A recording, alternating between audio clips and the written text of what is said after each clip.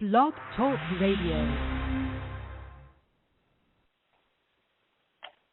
Oh, it's time to get real. Oh, yeah.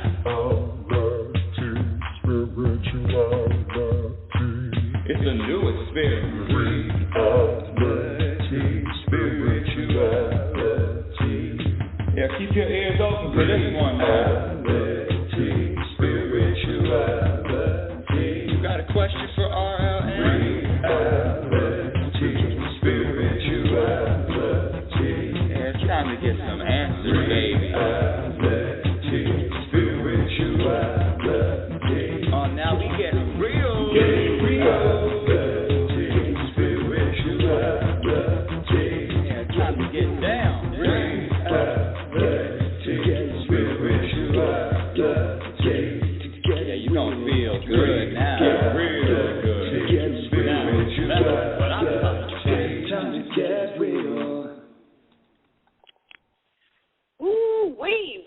Welcome to Reality Spirituality. I'm your host, Global Happiness Specialist, Rebecca L. Norrington. Thank you for being here. Thank you for sharing the show. This is going to be the realest, one of the realest, they're all real shows, but this is real life people. When the topic of today's show is, what if you were told you only had 6 months left to live? And I'm not joking here. And it's not me. But it's one of my friends who was just diagnosed. But before, why do I just jump right in? Let me share with my new people that are finding the show. Let me just share a little bit about the show and even my background. Reality Spirituality, the truth about happiness. This radio show, this podcast, whatever you want to call it. I've been broadcasting now. Over 10 years. And the purpose of the show is to share with you, my dear audience, how to experience more happiness on this journey we call life. And when I say happiness, I'm not talking about something happens and now you feel good. It's nothing external. It's not about what happens to you that makes you feel a certain way. You feel good. Oh, you got the promotion, you feel good. Oh, you found your significant other, you feel good. Oh, you got married, you feel good. Oh, you traveled to a destination. Oh, you're checking off your bucket list, and now you feel good. No, what this show talks about is how to navigate, how to be at peace regardless of what happens. My definition for happiness is the ability to be at peace, your ability to be at peace, regardless of what happens in the world, regardless of what happens in your personal life. And that is a practice. When I say happiness is a practice skill, I'm going to have to repeat that. Happiness is a practice skill. And like any other practice, whether it's a doctor, an artist, basketball, we have a Game 7 today, athlete, musician, a chef, landscaper, everything, when you really, regardless of what it is, even if it's writing or speaking, it is a practice. And you know that, say you're a chef. In the beginning, you weren't coming out with 5-star meals. I just go off into a tangent. I have so much to say. When I say happiness is a practice skill, it is. It is a practice skill, and I share with you on this show, Reality Spirituality, what to practice and what to eliminate. What do you eliminate that is going to be taking away, subtracting from your happiness? And it is a practice. The number to call in to speak with me live is area code 646-564-9619. Again, area code 646-564-9619. I have a few people in the queue, but I've got to get through this first because I want to set this up.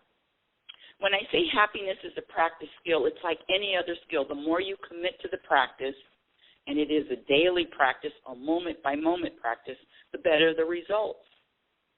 And your practice is going to determine how happy you feel along the journey. It doesn't matter what happens to you. It matters how much you commit to the practice. On this show, I share with you how to experience more happiness in your life, the real definition. Well, I gave you the definition, and we all are different. We are as different as our fingerprints, and you have a different definition of happiness. My definition is the ability to be at peace regardless of what happens and regardless of what doesn't happen. And why is happiness so important? I mean, look out into the world. People with everything, supposedly everything, the successful people, the most successful on this planet, are unhappy. There's plenty of examples of that. They will tell you that money doesn't buy happiness. They will even tell you that money buys freedom. I'm telling you what. Well, listen. You want to get to the end of your life and still be searching for something? That searching, that looking out there, just like the Wizard of Oz, Dorothy looking out there. You already have it. The ability to be at peace, the ability to be happy is right here, right now. Your circumstances don't have to change. Nothing has to change. Your perspective has to change. If you're unhappy in this particular moment, nothing outside has to change but your perspective. The other things on the show is what behaviors to avoid that subtract from your happiness. Everyday behaviors.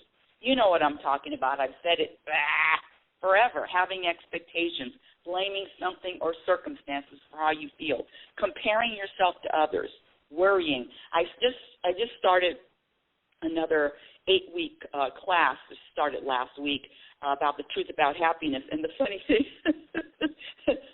and I asked my students, I said, how many of you worry? Everybody raised their hands. Everyone raised their hands. Yeah, I worry. And even one student said, worrying is normal. Worrying isn't normal. Worrying is something you were taught to do. And, of course, worrying subtracts from your happiness. So on this show, what I share is what to practice that is going to add to your happiness, and what behaviors that you eliminate that obviously subtract from your happiness. Now, here we go with the topic, and I'll get to the callers, but the topic of today's show is, what if you were told you only have 6 months left to live? This is a true story. One of my friends, I live in Oregon now, Southern Oregon, and there are two men in my life that I met at the senior center. I used to volunteer at the senior center in the town that I live, and that's how I met them. And they're fishermen, and I invited myself on one of their fishing trips. These people are mountain people, farmers, truck drivers. These people are the salt of the earth. People that work in the fields, farms, down-home dudes, strong, can fix anything. These are my two friends. I'm not going to say who their names, but I call them, and I'm not even give them your nicknames. But two of my friends who I've had for almost 3 years, and one of them is obese, is grossly obese, not eating healthy, of course not exercising. And then last year he was diagnosed with pancreatic cancer. Pancreatic cancer. Went through the chemo a few times, and they were going to do surgery June, the first week in June. Well, the surgeon, and he had an MRI, and the surgeon the doctor called and said, we're going to cancel the surgery. He'd had an MRI, and he said, yes, we're going to go ahead with the surgery. And then a month later, right before the surgery, he had another MRI, and what had happened was that the cancer was spread to his liver. The cancer has spread. Now it's in his bloodstream. And they're giving him 6 months left to live. I just found this out yesterday. When I say this is reality spirituality, this is real life. Is when I talk about, and I'm really passionate about it, because how now with all of the things that I practice, how am I going to serve? How am I going to, if this is, listen, when you have the pancreas cancer spreads to the liver, now it's in your blood, it is just a matter of time. And yesterday when I heard the news, I actually asked him, because he didn't call me to tell me. He told his buddy, the two of them are best friends. He told his buddy. I called the buddy because the buddy left a message on my phone. He says, this isn't good news. I have to talk to you. I went directly and I called him. Let me see, what can I call him? I got to give him a name. I'm going to call him Jim. And then my other buddy I'm going to call Greg. Okay, here we go. Jim and Greg. So I called Jim directly, and I said, what's going on? And we chatted, and I said, no, what's really going on? And then he told me that his doctor gave him 6 more months. And I listened to him, and I said, well, have you had breakfast yet? This was yesterday morning. And he said, no, so we went out to breakfast. Now, I do have a heart, and I admit that when I first heard the news, not from him, but it did shake me, because he's younger than I am. He's in his mid-50s, younger than I am.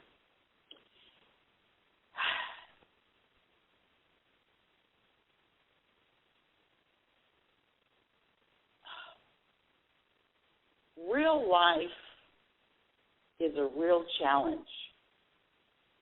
And it's even more of a challenge when you're not practicing daily. If you're just not conscious, not self-aware, lacking self-awareness in every moment, not practicing, everything is in order, not trusting, not knowing everything happens, or if that's not a practice, then when these things happen, life and death, it hits hard. The programming, in fact, the people that he told, his best friend, is so distraught that it's very difficult even to talk to him. Not the one with the cancer, not the one that's dying, the one that heard the news. And help me with this. My first thought was, how can I serve the person that's dying? How do I serve them in the next 6 months, 8 months, 10 months? Because, when they give you a 6-month sentence, it could be earlier or it could be later. How do I serve him? And the only thing that I came up with, and not the only thing, but what I did was I was just me and thinking about what would I want? What would I want from a friend? What would I want from a family member? What would I want? I don't want anybody. The interesting thing. Listen. We're all different. We are as different as our fingerprints. But I don't want anybody crying for me. That's not going to help me. I mean, you can cry after I'm dead. That's fine. But crying, that's not going to help me. Worrying, that's not going to help me. That's not going to help me in this moment. If someone is that if someone is in that situation, if somebody has just been told that they're going to be dead in 6 months or a short amount of time, the cancer is in his bloodstream now. It is a matter of time. We just don't know how long it's going to be. What can I bring? What gift can I? That's right, I said gift. What gift can I bring him? Well, we had breakfast, and I'm not trying to pat myself on the back, but he said this to me. He says, "You are the only person that when I told this news to, you didn't start crying." Is the thought about yourself, or is the thought about the person that's dying? I remember this is a while ago, maybe 20, 25 years ago, and my own mother had a sister that was dying, and she didn't want to. This is toward the end of her life. She didn't want to see her. She didn't want to see her because she knew that she would break down and start crying. She knew that it was too painful. Scratch that. It was too painful for her. This isn't about us when someone else is dying. This is about them. And what gift can you bring them? I don't even know if this is even talked about. What gift do you bring them? I don't want anybody crying for me. And I'm going to be dying? I'd rather not see you. It's bad enough that I know that I'm dying. I don't need to have to think about you and your sadness and your feelings. Because what the focus is on the loss. The focus when someone is dying that we say we claim to love, now we're talking about what I'm losing. I'm losing my friend. I'm losing my mother. I'm losing my parent. I know it's harsh. This is reality, spirituality. I'm losing them. I feel bad. I'm losing them. What about what they are going through and how they and what can I bring to them? And the answer that I have is fun, enjoyment, contemplation, conversation. Ears. I brought ears.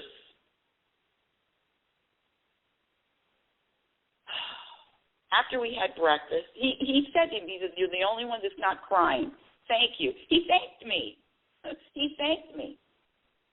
We went over to his house. We sat out in the backyard. His backyard is overlooking a river. Beautiful, beautiful scenery. We must have sat on a bench overlooking the river, looking at the river for maybe 2 hours until both of our asses got tired of sitting on the bench. You know, like you sit there and it's hard to sit down. It's hard to stay sitting. So you have to get up, you have to stretch out. You can't even get up and start walking. You have to get up and stretch the legs. We did that. He was talking about his life. He says, I'm not going to die with this. In other words, there were a lot of things, not really a lot, but there were a few things that he says, I'm not taking this to my grave. Now, I have making no judgment, nothing about what somebody wants to do or not do, and they've just given only 6 months left to live. As far as I'm concerned, you can do whatever the fuck you want to do. That's right, I said, and you can do whatever you want to do. And quite frankly, that's how I feel about people that are in my life and they're not dying. Well, we're all dying, but not been given a diagnosis, right? What is my point? My point is my responsibility, my job is to bring as much lightness, the light vibration as possible. That's the gift ears are in a light vibration. It's not going to be woe is me. That's not helping them. Worry energy isn't helping them at all. If you claim to love, if you claim to care, what can you do? Did I finish the story? Yeah, my mother, she didn't want to because it was too much of a burden. She would feel too bad. Now, listen, everybody is different, and I know that some people just can't. There are some people that can't even go in the hospitals. They're going to faint. I remember someone younger and couldn't even walk into a hospital. It just made them feel queasy. I get that. I'm not that person. When you know a person when you're challenged. You really get to know someone when they're challenged. You don't know them when everything is fine and the sun is out. But when you're challenged, that's when you know them. That's who they really are. And the other thing, so we're sitting talking. I'm really doing a lot of listening. And he says, this is going to have to come out. He's not really talking about family things. And then we sat in the kitchen, and we were having something to drink. I had some V8, and then helped him clean up some part of the house. I took a plant. I said, I want this plant of yours. This reminds me of you, meaning, what do you need me to do? What would you like me to do? That was my question to him. Take this plant, take that plant, take this tool, what do you want? All of it. And I went in the front yard. I cut maybe about 20 roses. Of course, they hadn't been trimmed or anything. I cut 20 roses. We have a big bouquet of roses sitting on the kitchen table now.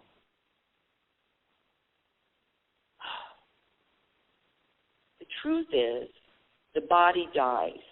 We all are going to die. But our energy, our spirit, our consciousness doesn't die.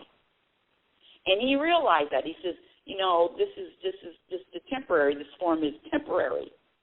I am going to be here, and I'm moving to another spot. I'll be going to another place. There is no such thing as death of the spirit, death of consciousness, death of the energy. I'll be moving to a different place. Now, listen, the news is new. Who knows what's going on when you're by yourself? I have no idea. I don't know. But you know what that whole experience taught me is to live even more, is to be at peace even more, is to savor, is to enjoy each moment even more, even the moments I don't want, even the moments I don't want to experience. Thankful for nothing, universe. Even those moments is to, when I say to live, I mean it's like soak it all up. Soak it up. Drink it up. This diagnosis of 6 more months to live has hit me in a place where I'm even going to take it up a higher notch. Life is moving quickly. How do you want to experience in every moment? The programming teaches us to be sad. The programming teaches us to start crying. The programming teaches us, oh, no. But I'm here to tell you is to recognize that programming and to rise above it, and quite frankly, to eliminate it all altogether.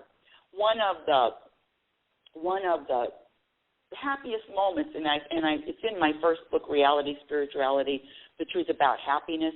One of my favorite photos is when it's a picture of me and my son on the beach. It's in my first book, RealitySpirituality, The Truth About Happiness. It's a photograph of me and my son on the beach. I mean, if you wouldn't know it, we're sitting, he's got his arms wrapped around me, and that photograph was taken 1 hour after I buried my father. My point is, the programming means something sad. I get it. Mourning, sad, someone's dying. I totally get it. I'm not poo-pooing it. But I'm here to share that there's another way. There's another way. There's another perspective. Instead of focusing on the loss, focus on how many memories can I make? How many memories, how many great memories can I make from this day on to the last day? And I'm saying memories with my friends and memories in my own life. Because really, it's about the memories. When I say it's about the memories, I mean the memories. But more importantly than memories, it's the vibration. What is your vibration? What is the vibration? What is your vibration?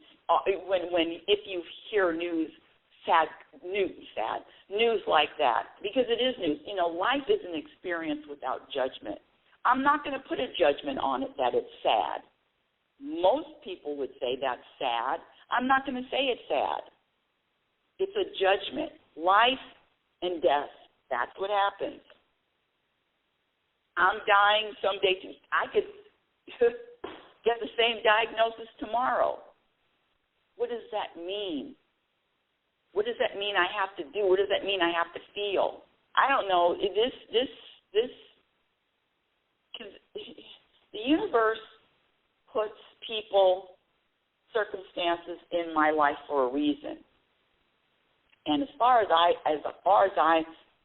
can feel, this is a wake-up call. This is a wake-up call for me, for anybody else who wants to claim it. And when I say wake-up call is even more practice, even more letting go, even more even more letting go, even more. You know what?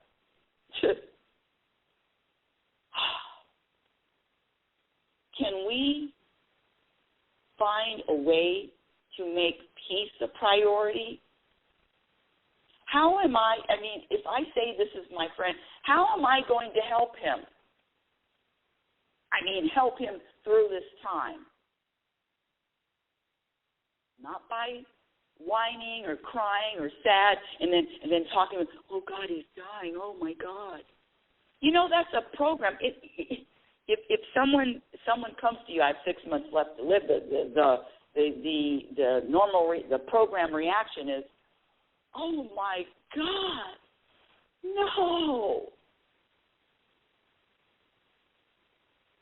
But the practice is acceptance. And what do we do from here? How can I serve him from here? And I came up with normal, fun, conversation, ears, a lot of listening. What do you need from me? A lot of questions. What do you need from me? What can I do? I asked him. He's finishing at the deck on the back of the house. Hey, I'll help you build a deck. I'll help you finish a deck. I'm an electrician's daughter. I can help you finish a deck. What can I do? I'm not going over there with this sad, mopey face. I'm not. He doesn't need that. And I don't do that. I don't practice that. I don't even know where this whole show is going because I'm all over the place. It's a lot to digest. But hopefully there is some kind of a light bulb or lesson there, or maybe even a different perspective that you can take away from this. Focusing on what we're losing. How about focusing on the memories the great memories, the memories that we share? Focusing on a loss. How about focusing on how can I make this moment even, how can I be grateful, even more grateful? Yeah, I'm all over the place now. I already know it. I'm scattered, but the message is clear. Whether it's a personal message, if I'm told I only have a few months, listen, that's going to be my philosophy from here on out. From yesterday on, I only have 6 more months left to live. That's how I'm going to live it. Only having 6 months left to live, that's how I'm going to live for the rest of my life. Oh, I got my left hand up in the air on this one. I'm going to live like I had 6 months, only 6 months left to live. That's on. That's it. What does that mean? What does that look like? Well, all of us are different. And what that looks like for me may not be what it looks like for you. All my paperwork is in order. I'm ready to go. I got everything set. All my son needs to do is and this has been done a long time ago, is, hey, this is where all my papers are. Pick up the papers. Everything's done. All you have to do is make 2 phone calls. Bam. And I'm taken care of. That's another thing. What do you want to leave? What are you leaving for the people behind? A big mess? Confusion?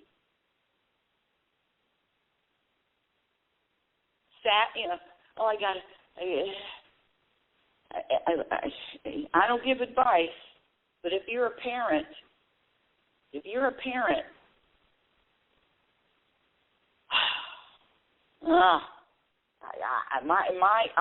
would, if you're a parent, I would make sure everything is in order so my children or my child doesn't have to go through going to a funeral home and picking out a casket. I mean, I wouldn't want my son to have to do that.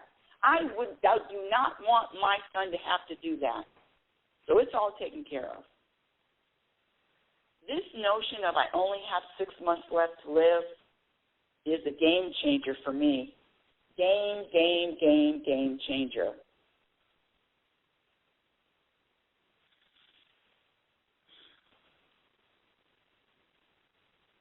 It's just up the ante. It's just taken me to another level of, yes, I am on this life and I'm going to be living this life as large as I can and doing what I enjoy. And that could even be watching Impractical Jokers, because I really do like that show. What I enjoy, I love to laugh. Love to keep it light, love to have fun. I'm going to do more of that. Like I'm not doing enough of it now. I'm going to do even more. I'm going to double down. Double down on it. 6 more months to live. What would you do if that's what you were told? How would you live if you only had 6 more months to live? You know what I'm going to ask him? I really am. When I see him again, I'm going to ask him if there are any regrets. I'm going to ask him that because, we've talked about this on the show where 5 regrets of the dying. I'm going to ask him, what, if any, and why, so I can learn. There's something more than I can do. What are they? So to sum everything up, what I want to share is if there's someone, listen, eventually we're all going to be around people that are dying. And what do you bring? What gifts do you bring to the people that are dying? Because they can feel your energy. They can feel it. Woo! Reality Spirituality is heard every Sunday at 9 a.m. Pacific Standard Time. My website, RebeccaNorrington.com. Follow me on Twitter at RLNorrington. My Instagram handle is Reality Spirituality. I have a few videos on my YouTube channel. My first book, Reality Spirituality, The Truth About Happiness, can be purchased on Amazon.com. My second book, Program for Unhappiness, is coming out sometime this year. And until next week, my dear audience, I want you to remember who the hell you are. You are a physical extension of the universe. You're always evolving, always changing, always growing. Love is patient and love is kind. Be patient and be kind to yourself. Be your own best friend. Remember, you cannot have a happy ending to an unhappy journey. It is about the journey. You've been listening to Reality Spirituality Radio with yours truly, Global Happiness Specialist Rebecca Lynn Norrington. Have a conscious week, and remember, happiness is a practice skill. Your experience in every moment reflects on what you practice. Oh, it's time to get real. Oh, yeah.